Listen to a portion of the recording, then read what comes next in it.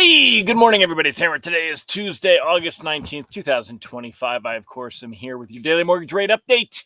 The only place on the web where you can join me live each and every weekday morning, 9:30 a.m. Eastern Time, where we broadcast on Facebook and on YouTube. So feel free to join me each and every weekday morning. If you're here this morning, say good morning. If you're watching on the replay, don't forget to give me a hashtag replay in the comments. Let me know that you were here. Let Facebook and YouTube know that you were here. If you're on Facebook, go ahead and click that like button. Go ahead and give us a thumbs up. If you're on YouTube, subscribe, give a thumbs up as well. Remember, your comments, that's what keeps me engaged, and it also helps with my engagement. So love to hear from you. If you'd like a quick reminder that I'm going live, you can sign up. We send out a text alert each and every weekday morning. It's hmmr.io/reminder. Also, this cool QR code over here. You can use that. If you're on your phone right now, take a screenshot. And look, I got a phone today. Take a screenshot, and it will work in your photos, which I think is very cool. So this morning, who do we got here this morning? Randy Tickle, first one to say hello. Giddy up, Mr. Randy Tickle. Great to see you, sir. Rob Stewart, Tim Klyla, great to have you here. Michael Love, Deb Dickinson. Good morning, y'all. For those of you that get my text, I am coming to you from the barn, the very unfinished barn, but I do have internet, pretty good internet, faster than I used to have. So I was checking for some things this morning. Hopefully I'll get this wrapped up soon. I'll take you guys downstairs at the end of the show. That is more finished. The downstairs, all the walls are up, and it's not finished. It's not painted yet, but it is a lot more finished than here. Up here, you can see we've got lovely insulation, vapor barrier. The vapor barrier was giving me trouble. I'm having a problem where I'm getting moisture from outside condensing on the vapor barrier, which can cause problems. So just kind of messing around with things. It's part of the problem when you turn a shed into a finished building. And because of the gambrel roof, that's the roof that looks like a barn, the barn roof that's got that shape to it, goes up, goes over, comes over, right? So because of that, I don't have soffit ventilation, and I didn't put a ridge cap in because I don't have any soffit ventilation. Probably a ridge cap would have at least let some of the moisture out. So I'm not going to go back and do that. I just am not willing to put in the work to do that. But anyway, I think what I'm going to do is I'm going to let the building breathe a little bit. It's not the ideal, but I think I will do that. Good morning, Mr. Ron Siegel. Today is National Soft Ice Cream Day. Soft ice cream is not really ice cream. Y'all know that, right? but it is a day. So let's ask the question of the day. What is your favorite flavor of soft ice cream? Only soft ice cream. You basically have chocolate and vanilla. Does it even come in any other? I'm a chocolate guy. Don't go give me a twist either, you non-committers. What's your favorite flavor of soft ice cream? Good morning, Almir, Angela, Monica. Great to see all of you here. Candido, good to see you. Megan, Rob, great to have you here. All right. Well, let's go ahead and get into the good stuff. You guys go ahead and tell me what you think of your ice cream. We'll come back to that question in a little bit. So I'm going to go ahead and share my screen. Booyah. All right. So taking a look here this morning. Is it moving? Nope. I got to refresh this so that it'll move. It's so annoying. All right. Let's go ahead and come on. Why is it still? There it goes. Okay. So let's go ahead and let's load up Presentify here. There we go. And I can go ahead and draw on the screen. So bonds currently up a few basis points, 99.99. Yesterday, when we were doing the show, it was around 100.5. When pricing came out, we were, right about here. Actually, that's wrong. So when pricing came out, we were right about here. If I draw a line straight across, we're a little bit below. We're a couple of basis points below, enough to give you a frowny face, but it's really not that big of a deal. You'll see pricing basically going to be about the same as yesterday. And if we take a look at where pricing has been, I mean, we're not really seeing much movement in pricing. We've got 6.58, then it's down a hair, then it's down a hair more. then it's up a hair, then it's back to 6.58, then it's at 6.58. Then we had the CPI inflation data, and it went down a hair. Then it was back up to 6.56. Then we had 6.58 and after the wholesale inflation data, and here we are 6.59. Shouldn't be much different than that. Should be right around there. So I mean, we've really seen stagnant pricing. You shouldn't be seeing too much movement. There was not a lot of movement yesterday. Quick recap of what happened yesterday. You can see here, this is basically flat on the day. We did have pricing came out right about here, but we did have a dip afterwards.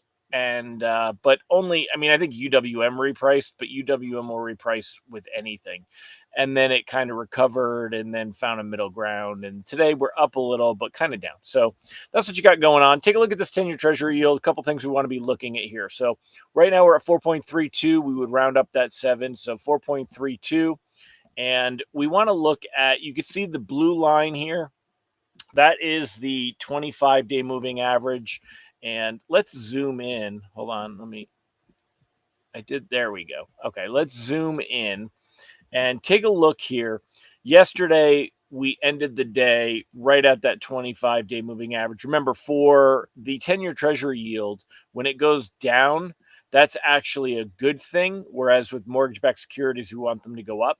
So yesterday, it did end the day right here on that 25-day moving average. It went up on the day, which is not good, but we did end the day on that 25-day moving average. We're testing it again here today. The 25-day moving average, though, is not a super strong technical. However, we do have the 150-day moving average right here behind that, and those are running in at 4.35. So we've got some technical support here for the 10-year as well, and we'll keep an eye on that. So let me see. I just want to, there we go, shrink it back down here. Taking a look at mortgage bonds. I mean, all the moving averages are much lower. They're not really coming into play. Things are kind of flat, and they'll stay flat. So we're likely to see things stay flat until Friday. Today, you've got Michelle Bowman talking. You've got National Association of Home Builders Index coming out, but there's nothing that's going to move markets. Should be a quiet day. Reprice risk on the day is low. The lock advice is basically the same as where it's been. I'll throw that up on the screen. I'm locking anything under 15 days. There's not a huge sense of urgency. We're not going to see rates go, shooting up over the next couple of days, but there's very little to give us the idea that rates are going to go down. Let me share the screen again, and I'll show you why I say that. When we're looking at what's going on here, you've got right now the expectation of a rate cut in September. It's basically leveled off. So it's about a 15% expectation we won't see a cut, 85% expectation we will. Remember, this was up to 99% at one time. So it has fallen a little bit. And we would have to see Powell say some dovish stuff to see this go nuts. If he says the door is open for rate cuts in September and it goes back up to 99, you're not going to see rates improve, right? That's not going to happen. What we would have to see is this column absolutely gone. This is an expectation of 0 rate cuts, of no cut in September, and we would have to see markets start pricing in the idea of a come on, I can draw this. There we go. We would have to see markets start pricing in the idea of a half-point cut, and that's what this would be over here, would be 0.5. So we would need to see markets expect to see a half a point cut in order to see rates improve, and I just don't think that's very likely. I don't think we're going to get that sentiment from Powell on Friday when he speaks in Jackson Hole, and we've kind of talked about why yesterday and the stuff that was in the news articles. Hey, Ron, do you think we'll see a Nick Timros article on Thursday? I think we will. But there's really no expectation that you're going to see rates improve much from here. So for loans that are 30 days out, you're talking, middle of September. If you want to flow into the BLS jobs data, if that jobs data does come in weak, that could spur another little mini rally. Remember, that's why rates improved a couple weeks ago on August 1st when we got the labor market data, and not just that data, but more specifically the revisions to the previous months that were dropped tremendously into the teens.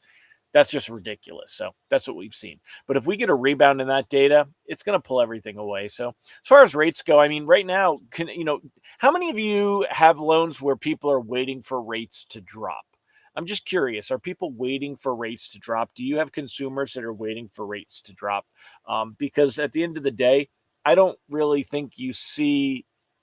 This is off a little. That's making me. There we go. I don't think you see a situation where rates really go much lower. I mean, we're in the mid sixes, higher sixes once you put your loan level price adjustments on there. But good morning, Yasmin and Megan and Will and Bill Stevens, Brandy, Jerry. Great to see all of you. So, how would y'all like a tour of the barn? Let me know in the comments. If you guys want, there's not much else to talk about. We can go into some more stuff, but let me know who wants a tour of the barn. I'm in that in between stage. I should be working from here full time in September. Believe it or not, even though you're seeing it in this condition with outlets hanging out of the walls, I think we will. I think I will be here. So I'm using OSB on the walls. Believe it or not, I'm not using regular sheetrock. The reason is because I like it. I'm not doing any spackling. I will just cover the seams with with molding and make it look kind of pretty.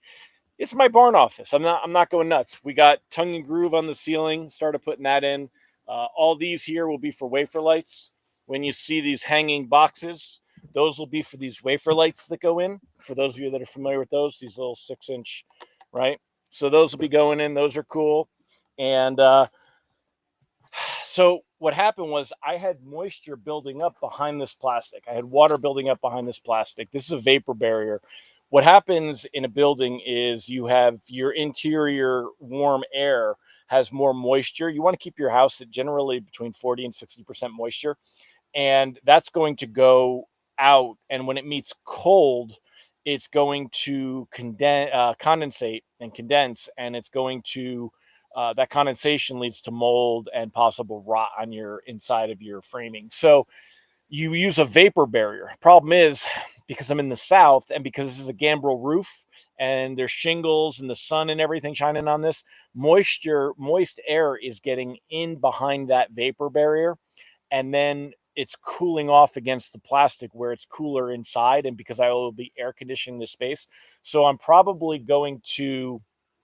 The right way to fix that, by the way, is to have proper ventilation where you have a roof vent and soffit vents and you have airflow behind it. That's how you fix that issue. But because this is a closed, semi-closed unit, I'm probably I'll leave the plastic up on the walls, but I think I'm going to leave it open. My brother, who's big on this stuff, he's going to tell me I'm an idiot, but I think that's what I'm going to do. I think that's what we're going to go. So let me take you down here. This is the stairs. See? So we go downstairs. And this area is much more finished. This is where my workshop is. So here you go. So all the walls are up here. All the electric is in. But the electric, believe it or not, I know you see lights. So you're like, Hammer, you've got electric. I'm running a generator, my mini generator outside right now. So I don't have my full-time electric in yet. That'll happen in September. But here's how I get all that work done. I have a collection of Milwaukee tools that make most of the guys that come work here jealous. So, but it's certainly not clean at this point, not organized, but it is coming along. So hopefully soon I can get in here. So as so many projects do, it takes more time than you think, and then you run into problems like that condensation issue is really throwing me. I've got vapor barrier behind these walls, but they won't have that same problem because you don't have. I think upstairs the problem is I have an exterior vapor barrier, which is your tar paper and your shingles that forms a vapor barrier, and I have an interior vapor barrier, and I think that that's trapping moisture. So we will deal with it. But yeah, Brandy, like, so for a white collar guy, as I get accused of being, I have blue collar roots. So those are just all my pack out stuff, and I have a garage with tools too. But you got to have the TV stand on the roller. Got the 70-inch for upstairs for when football season comes.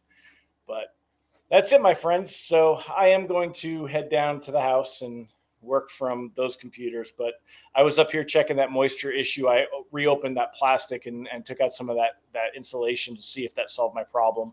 So I wanted to see that this morning before different temperatures, before the sun's hitting it, see what it's doing. So looks tidy to you. Thanks, Yasmin. Yeah, no, you can walk around at least. It was much worse, but it's coming around. So I'm excited. The walls I'll paint white. Probably I'll get around to it. So that's what happens is once you start putting stuff in, it gets so hard to actually follow through and do all the other stuff you say you're going to do. And I kind of like the wood color. I might leave it, I might leave it. It's not terrible. Or I might paint the walls white. So either way, but this will be the workshop. Upstairs is going to have a cigar lounge kind of feel to it. So, but you guys get to see it in its infant stage here, and you'll get to see it as it comes along. So, all right, my friends, thank you for joining me. Thanks for watching. And what was your favorite ice cream? We had chocolate, vanilla, or twist. What's your favorite soft serve? Ron Siegel says today is soft serve ice cream day. Let me go back in the comments, take a look and see what y'all had to say. Deb Dixon said you need the twist. It makes it fancy. So who else? Chocolate or vanilla? What's your favorite soft serve? I'm looking at the comments.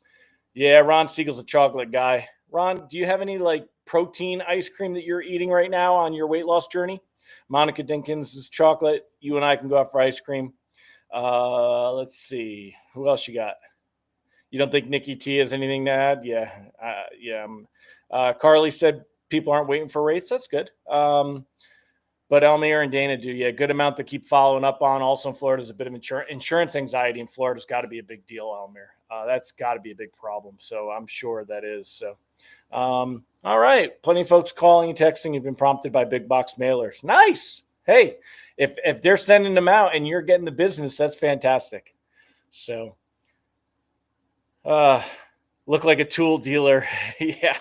Yeah. No, what's funny is I always had cheap stuff when I was younger, but now that I can afford Milwaukee, I have Milwaukee, and it makes a difference. I love having good tools. So Randy's a swirl twirl guy, just small amounts of Choco, soft serve for Ron. So, all right, my friends. Well, thank you so much. Appreciate you going for the tour today and joining me.